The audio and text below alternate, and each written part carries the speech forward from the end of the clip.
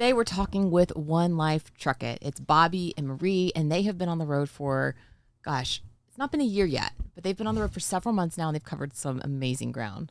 Just talking with them, you're going to love this conversation because I think they're people, actually, I know they're people after our own hearts. They just kind of... Spontaneous. They're spontaneous, they wing it, but they are doing this amazing journey by truck from, and truck is a generous term, this thing is a behemoth. But it's a military vehicle. It's a military vehicle. They are traveling from the UK to Australia. So they are doing everything by car, and they're just kind of figuring out everything on the way. And they have 2 dogs with them. So they're doing a route that we would love to do one day. They're going through some places like Asia and the Middle East, and they're doing all of it. They're currently about to cross into the country of Georgia. So when you hear this episode, that's where they're at. But they've covered Europe so far, and they've got so many new places on the horizon. We don't want to ruin that. We're just going to let you guys hear the conversation for yourself, because these guys are a lot of fun. They have a great sense of humor and a spirit for adventure. Adventure. Is it of adventure or for adventure?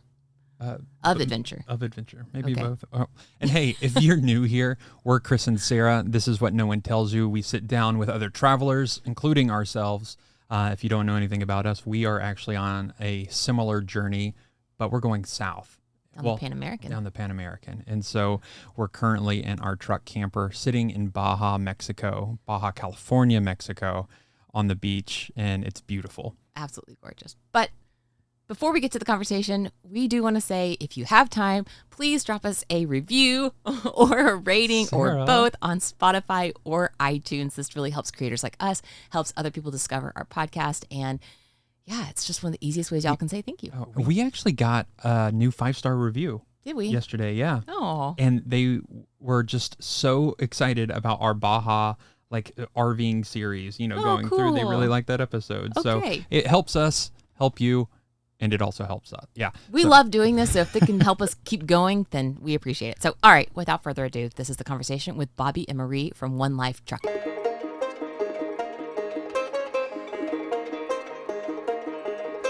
Yeah, well, we'll just jump into it because we're excited about this. Bobby and Marie, thanks for being here. You're on literally the other side of the world where we're at. We're in Mexico right now, and we have no earthly idea where you're at, but we know it's 7 p.m. So can you tell us where you're at, who you are, all of that good stuff?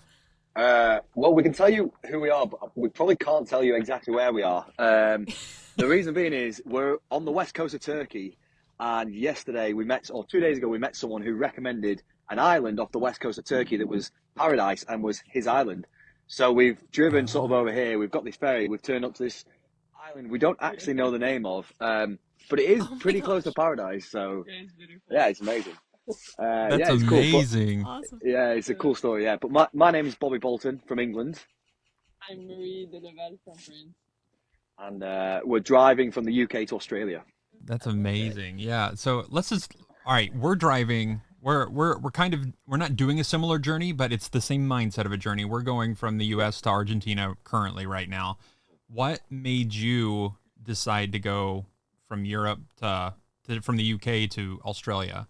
Good question. So it started off as a solo story, really, because I was with a girl for 11 years. So I got with her when I was 19, and we spent 11 great years together. And then it all came caving in pretty quickly. I realized I'd moved to the far side of the country for her. I'd started a business down there. We had a house together. And when that came caving in, the rest of my life I sort of looked at and, took a second glance at, am I in the right place? Am I doing the right thing? And eventually, after a year after the breakup, I sort of decided that I just needed to wipe the slate clean. And that didn't include just going and getting another job or moving back where I'm from. It was like, right, I need to work out where I want to work, what I want to do, and what I want to be with. And the best way I could work out to do that was just go on the biggest road trip I could do. And I was actually stood après ski drinking with my sister and a couple of mates in France on over a Christmas break. And I had a beer in hand. I can remember just out of the blue going, yeah, I'm going to drive to Mongolia. And everyone's like, oh, shut up, you're drunk. And I was like, well, maybe, yeah. And then a couple of pints later, I was like, Australia, that's further, fine. And I was like, they're like, you can't even do that. And I can remember pulling my phone out of my pocket and looking at it. And I had to zoom out and was like, yeah, there's a line there, Australia. And that was it. So oh my gosh. I was born. I didn't even know it was possible at all. And I sort of just got the bit between my teeth and was like, right, this is it. We're going for it. So, and here we are in Wow. a random island in Turkey. So, with Wow. Marie, who I So met. very nice. That's amazing. So when was that moment skiing where you're like, I'm going to drive to Australia? How far back was that? Because I want to talk about your rig because I know you built it out. So when did this start? How far into the process are you now? Um, so that was last Christmas. I sort of decided just before last Wow. Christmas, like Wow. October, November, December, I sort of decided, right, I needed a change, and I was sort of mulling it over. And then sort of Christmas, I was like, right, I need to sort this out. And then it was only in May this year that I was able to afford it, like afford buying the truck. So in May I bought it. I started the conversion slightly after, and hit the road for the first time in August for like a bit of a warm up trip, and then set my sights on Australia in September. So I converted the truck in about 3 months. Um, Oh my but gosh. What? Whoa. but yeah, I've met like loads of Germans love these trucks and convert them, and I've met a few people, and they've been spending like 2, 3, 4 years building this. But Uh-huh. for me, I was trying to explain to somebody yesterday. It's just a tool. It's like it allows the Yeah. adventure. It's not about the truck. It's about the adventures it gives. So it doesn't have to be perfect. Let's just get it looking Yeah. good, get it capable, like a proper machine, and then Yeah. let's go. So there you Yeah. go. I love that mindset. Yeah. I love it. Yeah. You're a man after our own heart because we've had that same conversation with multiple people of like they'll spend years like trying to craft the perfect rig and Yep. Doesn't it exist. doesn't exist. And like yeah, it's yeah. We started Yeah. following you around, I think it was probably May or June. I thought you had been at it for a long time, like building the process or building the truck and everything, but I guess we came along pretty early in the process. So I'm very impressed at how fast you got that done. I had Mail no idea it June was that is yeah. quick. That was literally right at the start. Yeah, the Wow. Instagram exploded at the start as I sort of announced I was going to Australia, but I hadn't Wow. even built the truck yet. Hadn't decided on a route, sort of no visas. I No just was pressure. like, Wait, I just threw it down, and that was it. wait, so you have all these people following you and you didn't have the truck, you're just like, hey, I'm doing this? I I think I just got the truck, and then I came up with the idea, and I was like, right, I'm going to Australia, and then everyone was like, oh my god, how are you going to do it? And I was like, I have no idea. Follow along if you want to find out at the same time as I me. love So it. I love that. That's amazing. That's how to do dude. live. Yeah, for One sure. of one of our friends actually sent us your profile, and he sent it to us because you're traveling with a dog. Also, is that still true? Do you have your dog with you? Well, yeah, we now have two dogs because I Oh my brought my gosh! What? dog, and then, yeah, I met Marie on the first week of the trip, and then she had a dog, and so now we've got I two love dogs, Mary. and yeah, and again, I still don't know how. Don't ask me any technical questions of how we're pulling it off because Okay. I don't quite know how we're getting the dog across the next border, nor do I know how we got it across the last border, but we keep going. We keep going east, so it's working. Yeah, I love it. So When by the time you guys get to Asia, I'm gonna have a lot of questions because we've definitely like driving Asia is like our dream. Like that is like one day we want to drive yeah. it. So once you guys get through it, we'll learn from your example. But Well, I won't ask any questions about it well, yet. I mean, let's talk about that though. Like you're crossing these borders and I mean, you're not for the back of for the lack of better words, you're not like an experienced overlander, right? It yeah, yeah. doesn't sound Oh, like for maybe sure. I'm wrong. Yeah, yeah, Yeah, and so you're just kind of going and then yeah. so what's been your experiences like crossing borders of different countries like of doing like of the whole learning curve? What's that been like for you? So I'd say that the internet would scare 90% of people off because you can't take a True. dog into France, which is the next country. You can't take a dog there. Oh, you're going to get eaten by strays. You can't do this. You can't do Oh, that. Can't do that. And I sort of took all that on board and thought, you know what? Let's just get on with it. And yeah, the border thing was a learning process and was a bit of a shell shock at the start, wasn't it? It was, but not necessarily from our end being Mhm. organised. The border staff of these sort of Eastern European countries are it's just chaos, isn't it? Yeah, It it is is. mayhem. It's I can't even call it organized chaos. It's unorganized chaos where you turn up with these borders. They first of all think you're a terrorist because you've got this big angry truck. Um, Yeah. then we're told we should be with the trucks. We go with the trucks. The truck staff then tell us we're meant to come with the cars. We get like they have a shouting match who's right or wrong. Then we go through. We have to clear all our contents out. But then when we say we're driving to Australia, it all changes and it diffuses. Yeah, it's so much better. Oh, Really? It really every border is slightly differently. You just need to okay. accept it's going to be chaos. You don't really know what you're doing. Turn up there. Mhm. You know you need to get stamped out of one like country and stamped back in the other. Hand over passports and car documents when you go there, and just go with it. You know, we turned up the first couple of orders we did. We were too late. We turned up at like 3 or 4, 5 p.m. thinking, oh, I'll take like half an hour to go through, and it was taking hours. So now we've basically set a day to do the borders and then to cross over because now we have things like car insurance that is Yeah. no longer valid for my truck. So now we have to buy like insurance there. A learning curve for us. There's all sorts of little bits and pieces, and there's also negotiating and your car document says this, we can't do this. Well, come on, you can. Okay, fine, we'll let you off.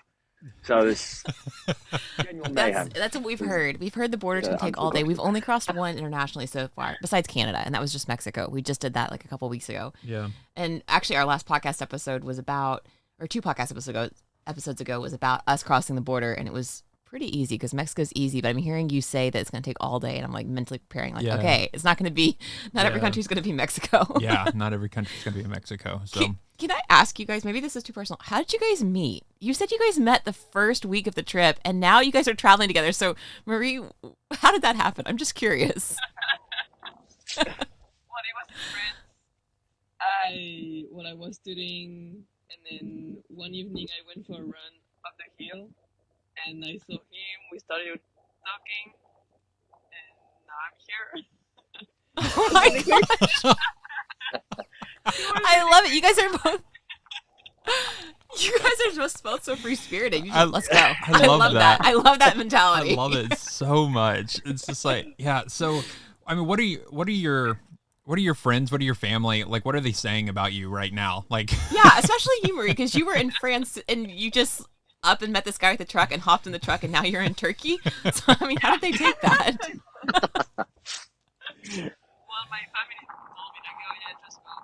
Well, I love to travel. I traveled South America, backpacking, so Gotcha. yeah, I always want to travel more. And then I met him, and he's going to Australia, and I'm like, oh yeah, I'm coming. And so yeah, I That's just awesome. gave up everything and then came with him. And now I'm traveling. Yeah. Yeah. So it happened on the first week of the trip. I was so tired because I don't have a home to go back to. I've sort of sold, handed over, done whatever. So this is like a one-way ticket really for me. So I Yeah. was so tired on the first week that I went directly to the south of France, which is a couple of day drive, and found somewhere to park up and just chill out for a couple of days. The first mountain I climbed for sunset, this girl popped out, and I plucked up the courage to say, do you speak English? And she did, and then she ran off because she wasn't interested, and damn it. But she took the Instagram handle, sent me a message, and then the next day I managed to talk her into a beach date with the dogs, and we took the dogs for a walk, and it was all very nice. And it all went really well, and then 2 weeks later on, because I was still sort of doing a loop of the area, I sort of said, well, come for a weekend, which we did.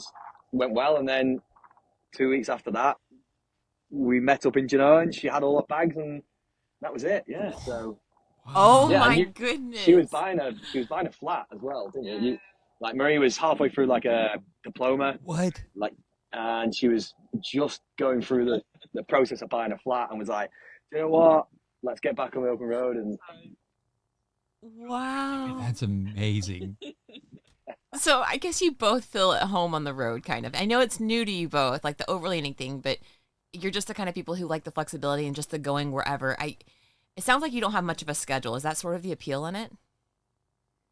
that is the best bit. Yeah, and we're talking about this because we have Australia to go to, but Hmm. we could just drive every day, and it's just we are on tarmac all the day. But that is not that it's not the destination; it's the journey for me and for us. Is we want to explore the world, we want to see the world, we want to immerse ourselves in the culture. Why? What time limit do we have? No one's telling me to move from here. I've got nowhere to be, and I like similar to ending up here in this island. It's like we're taking recommendations, we're speaking to locals, we're just going for it. So yeah, the only requirement we have is for the visas, but we've got 3 months visa here, The next country we've got 3 months. The Asian countries will have at least 30 days. Yeah, we'll just go and explore. So That's amazing. I was actually gonna. Oh, go No, ahead. no, I'm no, mindful. no. I always do this every interview. I always like take over and just have 1,000 questions, especially when it comes to things like this. So just tell me if you want to hop in. Well, I was gonna ask. I mean, like, I was specifically gonna ask, like, how fast are you traveling? That's where I was going, because that works well. Yeah. So, like, are you when you get to a country, you're like, hey, you know what? We're just gonna be here like 2 weeks, or does it matter? Does it you just kind of go with the flow, like, or yeah? So, like, what's that look like? it's a completely natural process. So, for example, we turned up in Serbia. We came from Romania. We were crossing, sort of, to Croatia, and we had the ability to stay there for 30 days, but we actually only stayed there 3 or 4 days because it was a bit flat. The weather wasn't so good. We only got a couple of recommendations. We went there. It was all right. People were smoking in the restaurants or wherever we went out for a thing, and it was like, okay, it's good, but you know. And then we ended up going to Albania, where we were told, oh, we sort of predicted maybe 5 days come through Albania. We'll come roughly there. Someone said there, then we'll exit. And we ended up staying over 20 days there, just because we went up in the mountains. It was beautiful. We went for a hike. We went on a mountain track because someone said to do that. It took 2 days. You know, it's like it's a natural thing. You can't predict, and we don't want to predict, really. So No, that's part of the fun. You know, we were just talking about this yesterday. If we're always struggling between like trying to have a schedule so we can plan our lives a little bit and like get the most out of it, but also we just like to kind of wing it, and sometimes that's good, sometimes it's bad. So it's encouraging to hear we're not the only ones out there who are just kind of like flying by the seat of their pants half the time. No, that's the best bit. It is. I love that. Yeah, Have you rolled into a town or a place and you're like, no, I'm not feeling this place, and then go on, or do you give it a couple of days, or what's that look like? Well, when you're rolling to a place and you physically don't fit, that's the first problem that we do. Gotcha.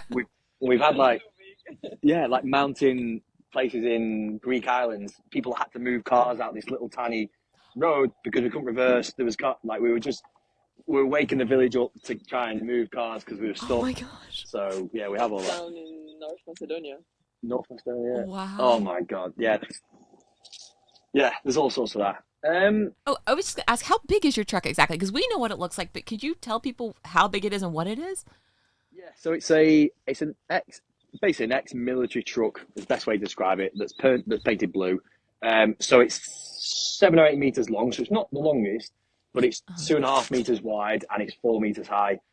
And the height is the killer because it's on big wheels that are like 4 foot high to give us a load of ground clearance so we can climb mountains and ford rivers in it. So and it weighs about 10.5 tons. So it's big, but not big.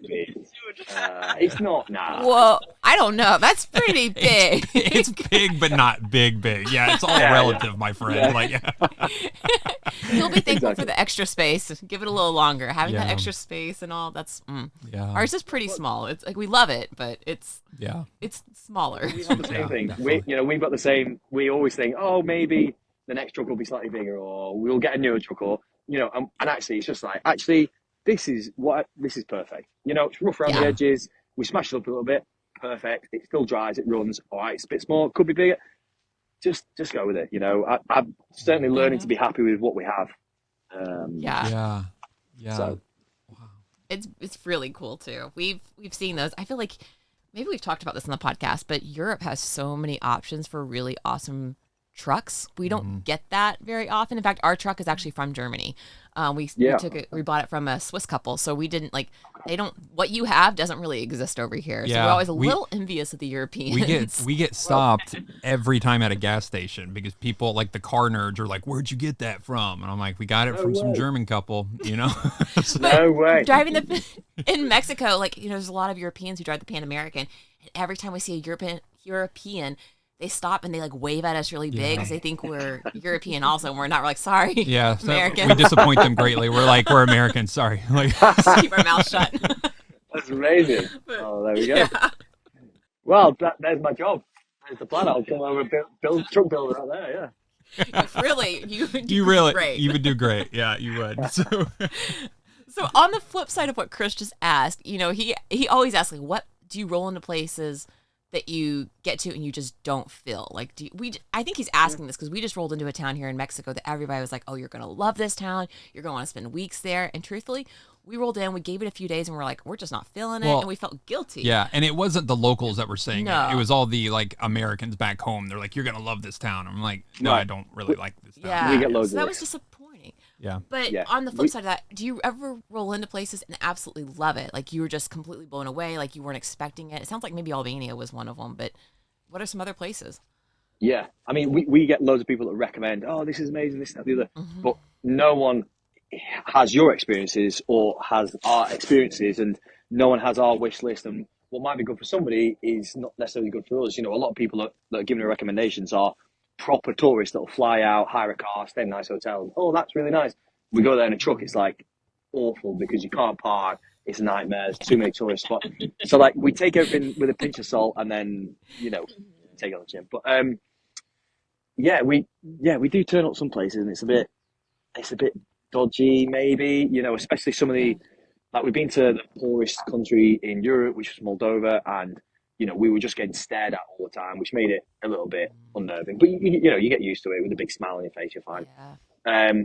But there's been some amazing places. Yeah, Albania, I'd say, is the first one that it stuck out for us, wasn't it? We were, like I say, 5 days turned into 20 odd days. Yeah, I know. So cool. Because it was a bit wild, we were told, oh, it's dangerous, watch out, there's a lot of gangsters there. My mum used to work with someone who ended up going down or getting put in jail for murder, and he was an Albanian. So she said, oh, watch out, the murderers. And I was like, Mum, this is exactly why we're doing the trip, to debunk all that, rumors. Yeah. And Albania, I think, was the first big one, I'd say. Greece was amazing. We could have spent like 2 or 3 months there. Wow. But I don't know. There's so many and there's so many little places you turn up as well that really I can't really describe on here. Where you turn up to some little cove on the end of a headland because you followed your nose, and then like sometimes we fly the drone. So if we don't know whether we fit or there's a spot, we'll get the drone, we'll fly it half a mile, work out whether we can park there, and then we go, and it's like. Smart. And then suddenly we've got this private little cove, no one around, and we're there for like 2 days in sun, spear fishing, and that's amazing. Yeah, it's glorious. So Y'all are living the real dream right now. You are, man. That's so cool. I'm so interested in y'all's route though, because I mean, as American passport holders, like I think you guys are driving a route that technically we can't even get through right now. So you guys are about to see some places that are really hard for a lot of people to get to. What is your route going to look like? Have you guys planned that? I know it's pretty open-ended, but what countries are you crossing through? So we have the countries by countries roughly. So the first big challenge we have is a bit of a funnel because we go into Georgia next after Turkey, and then the Azerbaijan borders are shut. And Azerbaijan was like the gateway then across the Caspian Sea to the stand. So Kazakhstan was the first one. Because they're shut, we either have to freight the truck over, as in put the truck on another truck and get it taken across the border, which is ludicrous, but we might have to do that. The other option is to nip up through Russia, which we can do, we can't do. We're weighing that up at the moment. And then same again, we can go south and back up, which is through Iran. Again, we can do, we can't do. So we're in a bit of a funnel that we need to navigate over the next 4 weeks. But then after that, we go through Kazakhstan, Uzbekistan, Kyrgyzstan, Kazakhstan, and then we come down through Afghanistan, Pakistan, India, Nepal, back into India, Myanmar, and then we're into Southeast Asia then. So it's like Laos, Cambodia, Vietnam, Thailand, Malaysia, sort of down to Singapore, and then we're Indonesia down to Australia. Wow. Yeah, there we go. That's amazing. You were hitting up so many places that very few people ever get to visit. And I think that's our favorite thing about overlanding is you get to see a place that, most people fly into a country, they see like within an hour radius of the airport, and then they never go beyond that. But overlanding allows you to really go to some, you're getting to see all the stands. That's pretty incredible. Yeah, that is incredible. Yeah. Yeah. Is it like for the people following you back home, like your friends, is it eye-opening for them to see? I mean, you haven't ventured there yet, but you have gone to these other. Soon, yeah, you've gone. Month. Yeah. you've started this journey and you've proven that you're like, hey, I'm doing this journey, you know? Yep. So has it been eye opening for them to like see you interact with like the Albania example that you just gave, you know, is it is it starting conversations with people back home or people, you know, that friends and family or whatever like that Chris, that it's have been, eye opening for me. Never mind my friends and family at home. yeah. Like we keep having these like we walked through the middle of Istanbul with the dogs like a couple of days ago, and I just stopped and turned to me. I was like, Marie, we're in Istanbul with the dogs. Oh my God, what are we doing here? Like, you know, that's like it's crazy. You know what I mean? And then like we were down in Croatia, and I was like, I've just driven to Croatia with the truck I built. Oh, mate, I was like, oh my God. You know, so we have these like every now and then these like massive moments where it's like, yeah, it's like, oh, we're in Turkey, come on, you know. So That's yeah, amazing. it's great. But what it's doing at home is it's like it's bringing family and friends together really, because when they meet, it's like, oh my God, did you see Bobby and Marie did blah blah blah blah? You know, oh my God, Yeah. have you seen they've been in there? You know, so you know, what one of them was so I wanted to be this like action figure, or turn into this action figure where I was able to like, you know, build a camp and like hunt or fish for our food every night. And the first step for that is fishing. So I got a fishing rod. I tried fishing. I hate fishing. It's so boring. I hate it. Right? Gave up. Snapped the rods. This is just ridiculous. But then I was like, what bit more like Action Man is spearfishing. So I bought a spearfishing gun and spearfish, and first one we caught was about this big, but it got bigger. And then we had we're in Albania, I think, and we caught the eel. Yeah, Oh yeah. yeah. We started in Montenegro, and then Albania. I caught an eel, like a proper. I'm talking like, you know. Excuse me. It's like Did you do that on purpose or were you aiming at another fish? no, I was actually going for this eel because yeah. So we got that, and then the story sort of goes is I got that, but while we were trying to like cut it and prepare and stuff, it was still like worming, even though I'd fully gutted it. It was like doing all this in the pan, and I can remember all my friends and family ringing, messaging me like, "No way, you can't eat that! Oh, what the hell?" And I was like, "Well, of course we're going to eat it." So We gotta eat it. yeah, It was actually pretty good. it was really good. Yeah. Was it? Yeah, Marie, I didn't finish half of mine, and she was like, "Give it to me." And was like gnawing off the bone, like. Oh my God. People pay good money for that in parts of the world. They do. So- They do. Yeah, dude. I didn't even know what eel it is. In fact, every time I shoot a fish, I say to like the social media, I'm like, "Ta-da! I've caught this What is it? white," and they're always like, "Oh, that's a blah blah blah." And this eel, they were like, "Oh, it's a Mediterranean Moran. They're really like precious in certain countries." I was like, "Well, it looks weird to me, but we're going to eat it." Y'all eat it. I'll try it. Did you grow up catching fish? Like, did you know how to clean them and all of that, or are you No. learning on the road? Learning everything on the road. From I didn't have a truck Really? license. I didn't have a truck license before. Within about a week of buying the truck, I didn't have a truck license. I just had to go and get a truck license, and I managed to get it just before I bought the truck. Yeah, there's all sorts of stuff we're just learning on the fly. So yeah, That's amazing. Wow. I want to ship this truck over to Turkey right now with them. Oh, I know. That was Asia was our original goal. We were trying to do Asia, and it's so many hoops to jump through to actually ship over there versus driving. So one day we dream of it, but Yeah. y'all are doing the route that like I hope in a few years we can Yeah, do. we want to do that route. We'll a see. lot. We want to see Yeah. everywhere Well, eventually, but we hope to like sort of open it up a little bit, because what I was hoping is we sort of demonstrate on quite a large scale through social media that this is possible. And I'm not an Wow. expert overlander. I don't wear glasses, and I'm a real nerd with all this stuff. I'm just a regular guy, just having a bit of fun, going for it. And if I can do it, 90% of the people can do it as well. So I'm hoping we can Sure. demonstrate it and then answer the questions, put some information together that allows this route to be opened up a little bit more, because historically it was a bit of a route. yeah. It was called the hippie route at one point in the 60s, 70s from the UK. People used to drive from the UK down to India as part of the hippie trail. And people used to do it in big yellow buses and stuff like that. And that was quite a popular route. And then the Land Rover fraternity joined in, and they used to go from from England to Singapore, London to Singapore. So it has been done historically, but we're in a bit of an unsettled time globally at the moment. So Hmm. there's not as many routes available really. So, Yeah, Right. but let's go and make sure we can do it, and then shout about it. Really.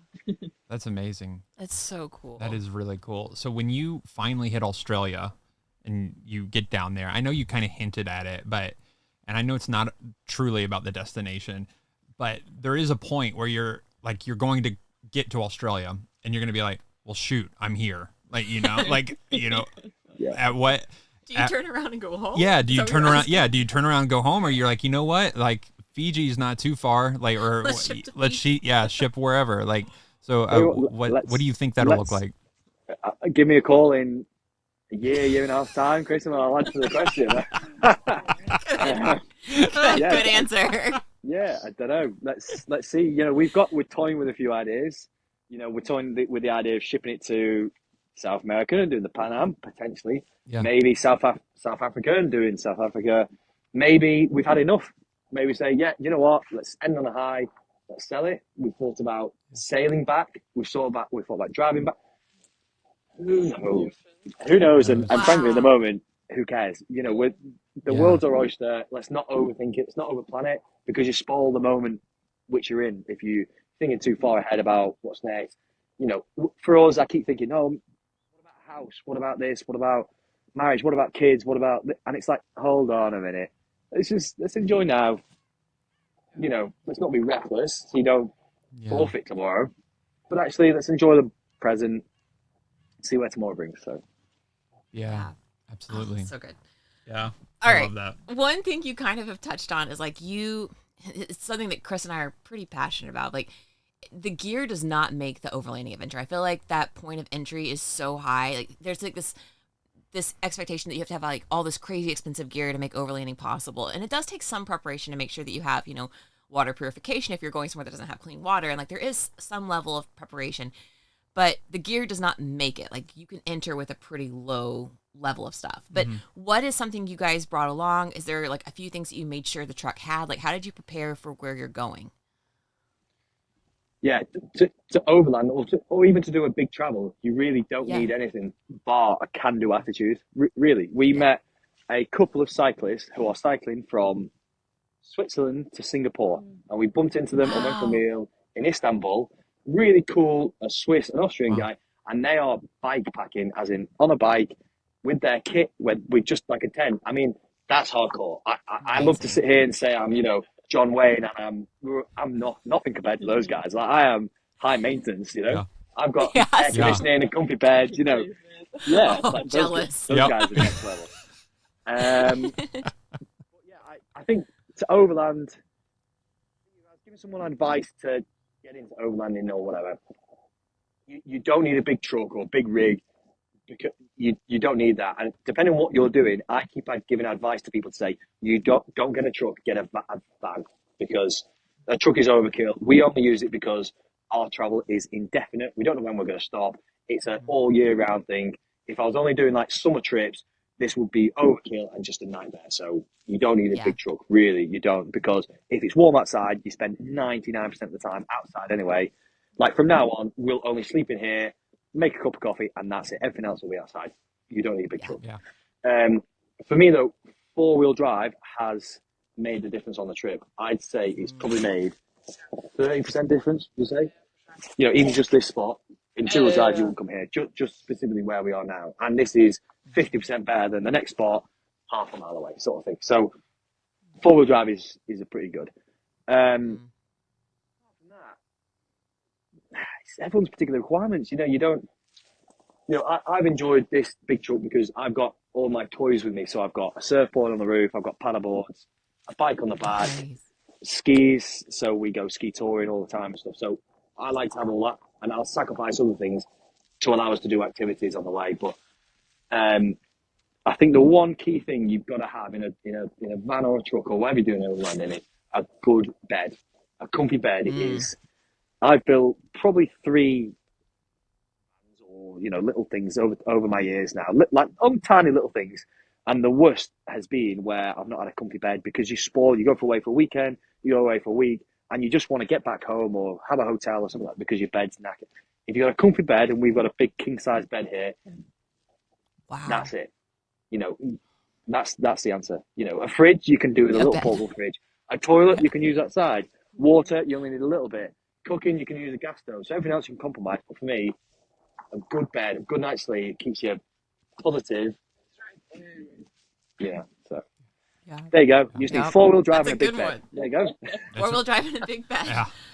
We have the 4-wheel drive. We do not have a big bed. We do not have a big Ours bed. is like Oh, no. actually just a little smaller than a full-size bed. I mean, It's this the Europeans, man. This thing was built for the I don't know. the small Germans. You know, it's just like Crazy. yeah. Germans are That's small. crazy. I don't know. The guys who owned it before our last owners, they were Dutch and they were over 6 feet tall. And we I look don't at it and know- we're like, I don't know how I don't- you were sleeping. yeah, in that we've thing. we've seen photos of him, and I'm like, I don't know how he did it. Like that's way. amazing. No way. We love it. Little jealous of the AC though. That was one thing we were trying to get in here because we know we'll be going to some pretty hot climates, but it just did not work. So Yeah. little jealous of that one, But- but we will survive. Yeah, but you're absolutely right. And being, you spend the majority of your time outside, you know, and then when you come back, it's already like sunset. It's starting to cool off. It's pretty nice and moderate. There's typically a breeze happening or whatever. It's not that bad. People, It's not about the rig. no, so it's pretty nice. So And the thing is, with the rig and speccing it is, if you've come from loads of money and you've driven a Ferrari and you've had a really nice car and apartment and stuff like that, yeah, okay, your expectations are pretty high, you know. But where I was in my life, I didn't have a load of money because I was so committed on this little business I'd built. I'd left my house so I was living in a little caravan with no running water, no nothing. It was a bit moldy. It was a bit. So this is like a palace to me, you know. So Yeah. it's great. So you just need to set your expectations correctly, you know, and just be grateful for it when you hit the road. You know, if you go with the wrong mindset, overlanding, oh, you don't have a proper toilet. Oh, this is terrible. We didn't do laundry for 30 days. You know, as a like 30 days. To other people, that would have been disastrous, and it would have put so much pressure on a relationship. But what's it matter? You know, as long as you've got the right attitude for this kind of lifestyle, it doesn't matter. You know, and I've said this about the truck. If we crash and burn the truck tomorrow, it doesn't matter to me because I walk down the road, go and find an old beat up truck, spend a couple of weeks converting it, put a big bed in it, make sure it's got 4-wheel drive, and then I'll carry on. You know, so like that's what it's about. You know, yeah. I go can with the learn right from you. Yeah, I You're- love you're your a little more mindset. flexible than me, I I- think. I But love I love it. I love yeah. the mindset. I can learn from that. I love that mindset a lot. Like it's so nice because you know it's funny here in the States. I mean, I don't know if you've ever heard of it, but it's called like Overland Expo, and like it's this big conference for overlanders to go to, and they have multiple things, and it's great. You learn a lot, but it like you fall into like two different camps when you're there. You have the people who are like about the travel and about the sort of the experience, and then you have the other people who are about the rig and Gear. and about the gear and all that, but they never travel in it. They never. I mean, the word like their big travel trip is to Overland Expo. A lot of times, like they're going up to hang out with other overlanders and back, and so. But that's their hobby. It's just their not, hobby, yeah. But it's yeah. refreshing to hear somebody say that about like your experience. You know that it's not necessarily about the gear per se. It's about the experience and about having these amazing. Like I feel like you're going to be the annoying guy when you go home that you have all these stories. Oh yeah, this one time I was in Albania, blah blah blah, and you're like, shut up, like you know.